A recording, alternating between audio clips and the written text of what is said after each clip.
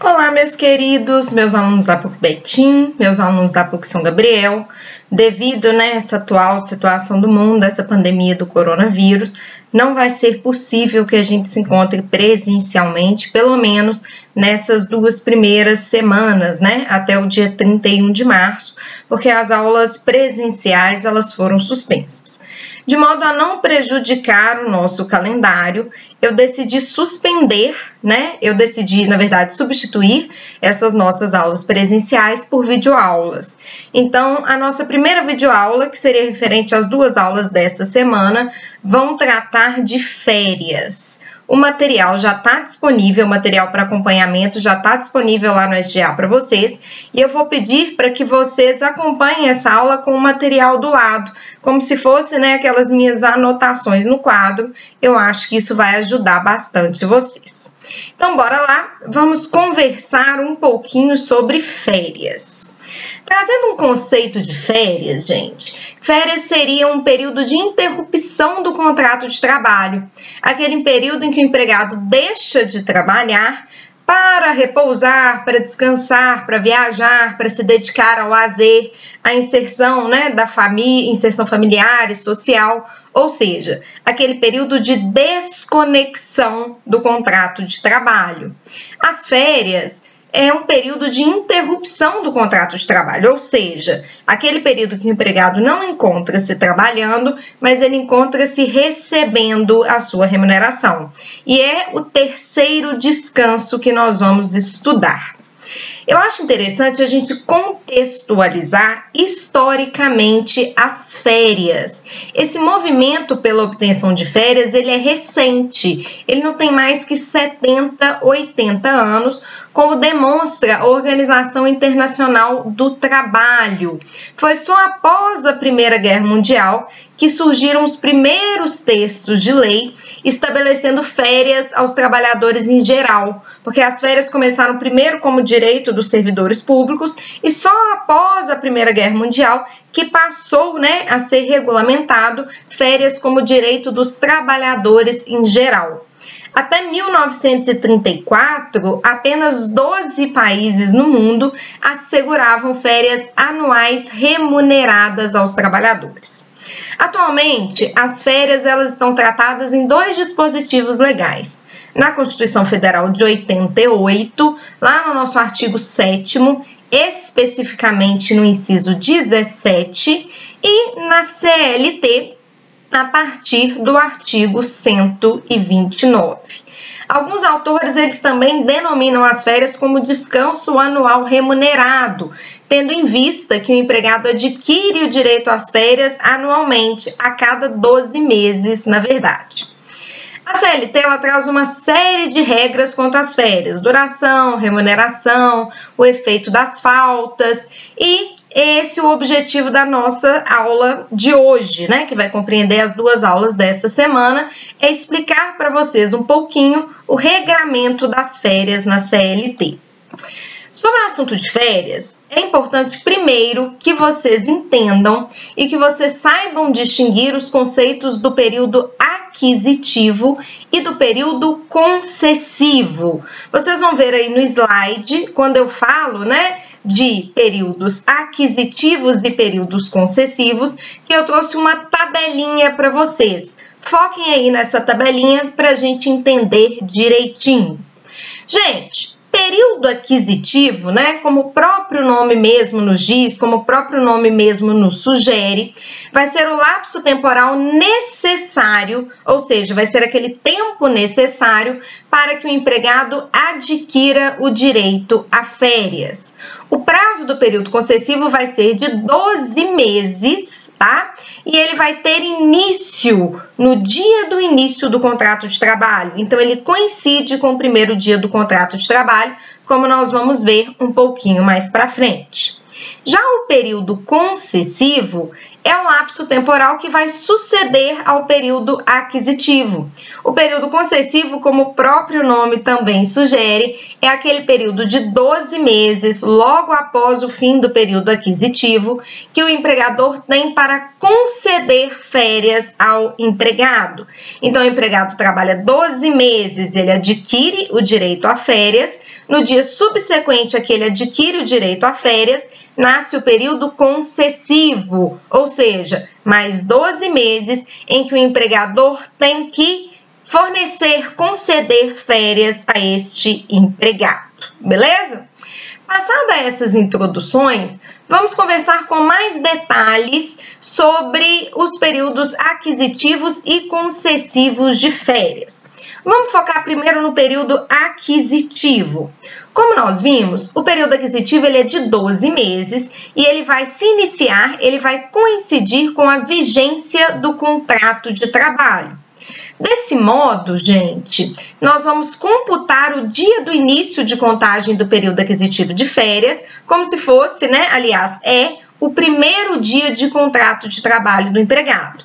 Vocês vão ver aí, no material que eu forneci para vocês, que eu trouxe um exemplo em que o empregado começou o seu contrato de trabalho no dia 23 de agosto de 2012.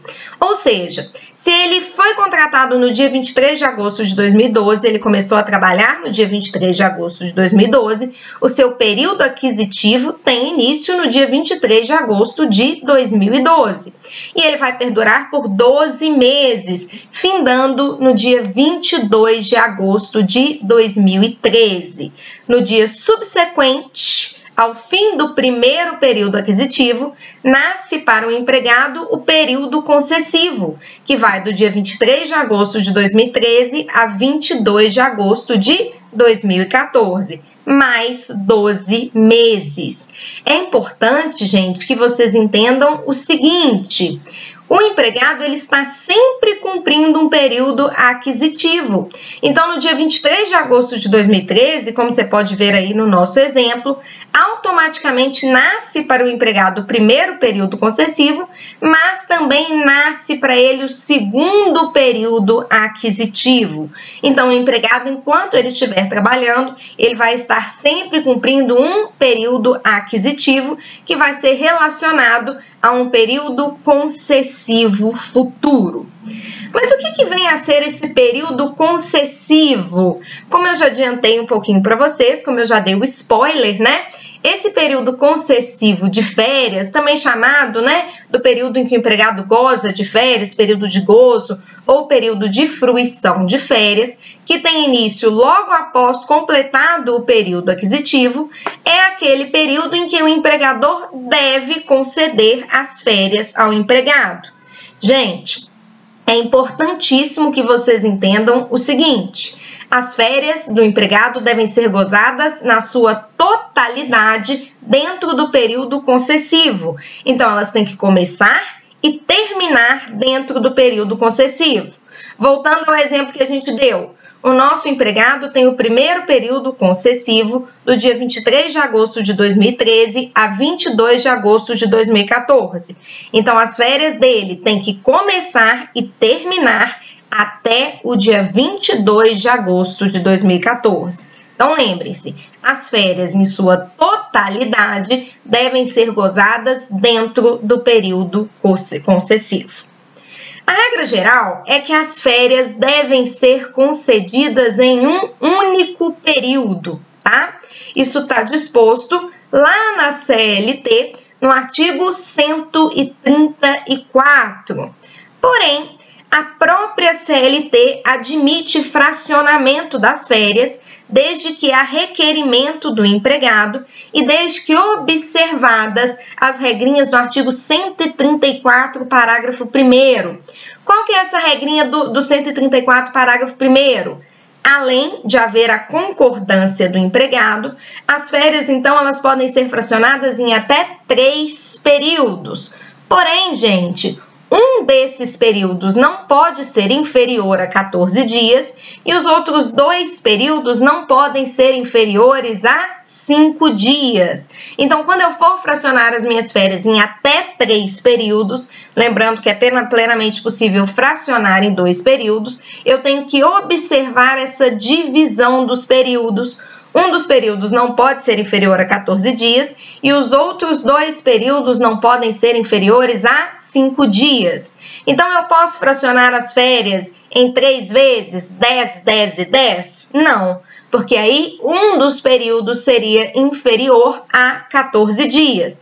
Mas eu posso, é plenamente possível, fracionar em 15, 10 e 5, tá? Qualquer forma de divisão que você faça, até 3, e que respeite. Um dos períodos não pode ser inferior a 14 dias e os outros períodos não poderão ser inferiores a 5 dias, tá?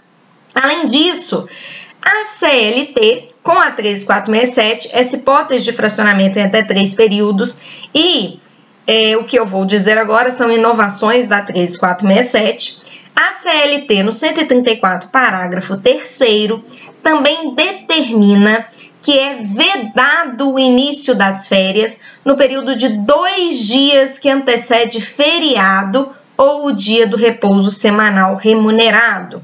Gente, isso se dá em razão, tá, das férias poderem ter um dos seus períodos, né, 2 dos seus períodos, em período não inferior a 5 dias.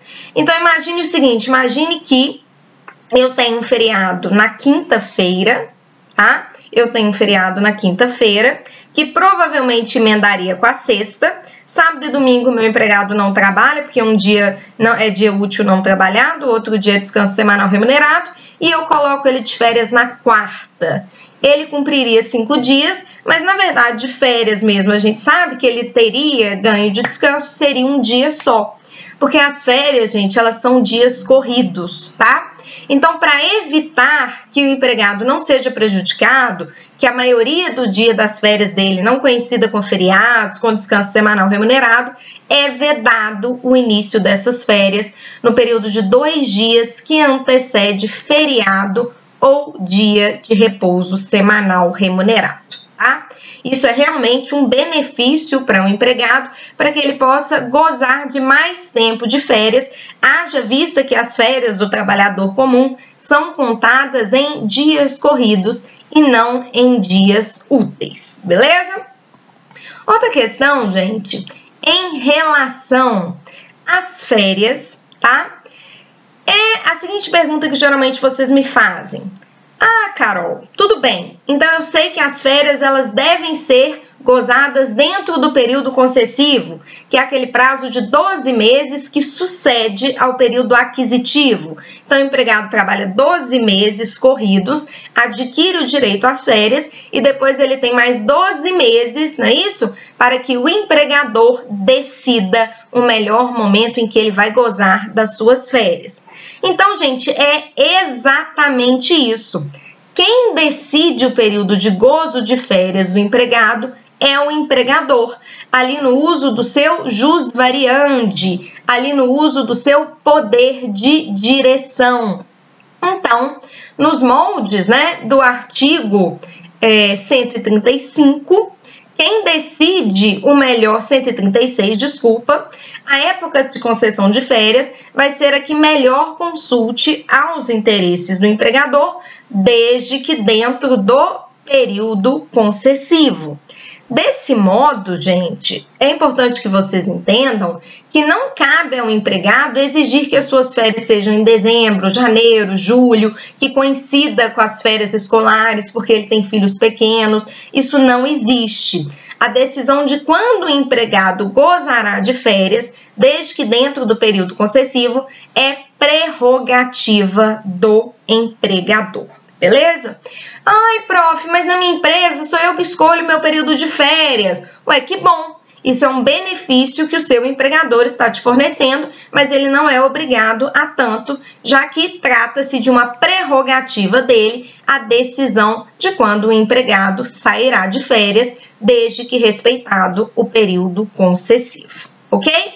Além disso, gente, Outra regrinha da concessão de férias é que a CLT determina que, para que o empregado possa se planejar, né, para que ele possa programar o seu descanso, para que ele possa programar algum tipo de viagem, se for possível, né, se couber ali no seu orçamento, esse empregado ele deve ser pré-avisado do seu período de gozo de férias com uma antecedência mínima de 30 dias, tá? Isso, gente, está previsto lá no artigo 135 da CLT. E o artigo 135 da CLT, ele também termina dizendo que desse aviso, né, desta participação, o empregado dará recibo. O que significa isso, gente? Que esse aviso de férias, esse recibo de férias, deverá ser feito de forma escrita, tá? Por isso que ele dará recibo, dar recibo é assinar o ciente.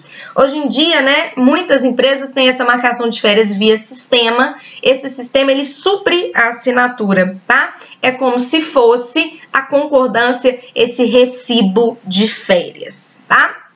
Outra pergunta que é muito frequente é a seguinte: prof, o empregador ele deve conceder as férias dentro do período concessivo. Mas e caso ele não conceda essas férias no período concessivo? O que vai ocorrer com ele? Primeiro, gente, as férias que não são concedidas no período concessivo constituem uma infração administrativa sujeita a multa. Além disso, o empregador também deverá pagar uma indenização ao empregado. Qual que é essa indenização, gente? O artigo 137 ele fala que essa indenização é a dobra das férias, ou seja, tudo aquilo que for concedido fora do período concessivo deverá ser remunerado em dobro.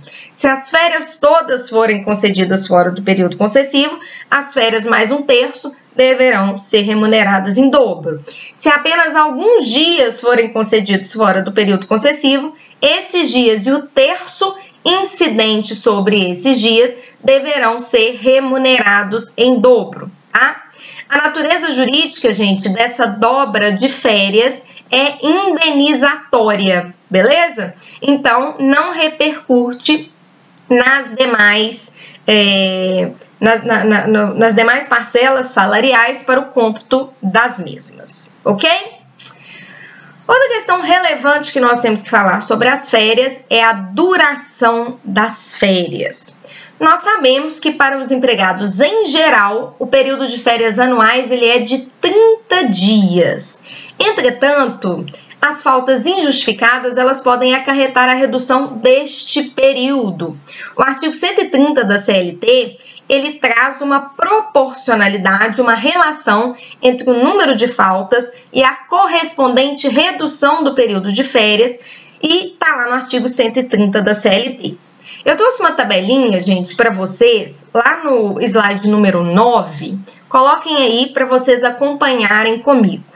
Vocês vão ver aqui que nessa tabelinha, de um lado, né, do lado esquerdo, eu trago a quantidade de faltas e do lado direito eu trago dias de férias.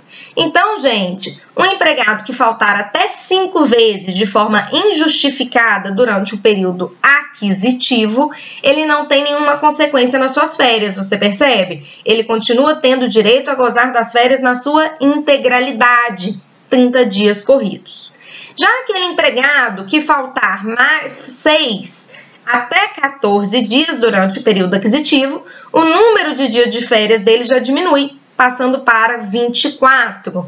E assim subsequentemente. Aquele empregado que falta de 15 a 23 dias injustificadamente no período aquisitivo, ele passa a ter apenas 18 dias de férias. Aquele empregado que falta de 24 a 32 dias de férias durante o período aquisitivo, ele passa a ter apenas 12 dias de férias. E o empregado que tem mais de 32 faltas no período aquisitivo, ele perde totalmente o direito às suas férias.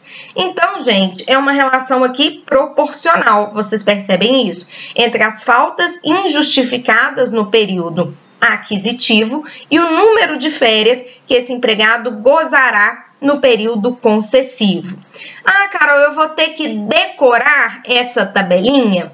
Infelizmente, sim, porque muitas questões da prova da OAB e questões da minha prova relacionam, né, essas faltas justificadas, período de férias. Então, você vai ter que sim decorar essa tabelinha. Porém, gente, eu tenho um macete para vocês. Não sei se vocês perceberam, essa tabela ela faz uma proporcionalidade entre quantidade de faltas e dias de férias. Vocês vão ter que decorar apenas 4 coisinhas. Primeiro, que a quantidade de faltas começa em 5 e que os dias de férias começam em 30, não é isso? A partir daí, gente, vocês vão fazer o seguinte. Na quantidade de faltas, vocês vão somar mais 8. Então, de 5, eu passo para 6. 6 mais 8, 14. De 14, eu passo para 15. 15 mais 8, 23. De 23, eu passo para 24. 24 mais 8, 32. Em relação aos dias de férias, vocês não vão somar, vocês vão subtrair menos 6. 30 menos 6, 24. Menos 6, 18. Menos 6, 12. Então, percebam que há essa proporcionalidade. Na quantidade de faltas, vocês vão sempre acrescer mais 8 e no dia de férias, vocês vão fazer menos 6. Se vocês seguirem, né, como é que fala? Essa regrinha, né, esse modo de decorar, vocês não erram, ok?